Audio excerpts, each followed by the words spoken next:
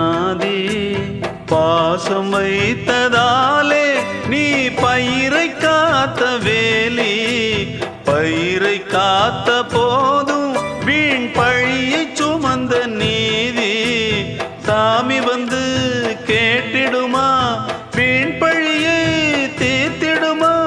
விண்ணுக்கும் மண்ணுக்கும் சம்பந்தம் உண்டுன்னு சொன்னது யாரு அது மன்னவன் பேரு அந்த வானத்தை போல மனம் படைச்ச மன்னவனே பனி துளிய போல குணம் படைச்ச தென்னவனே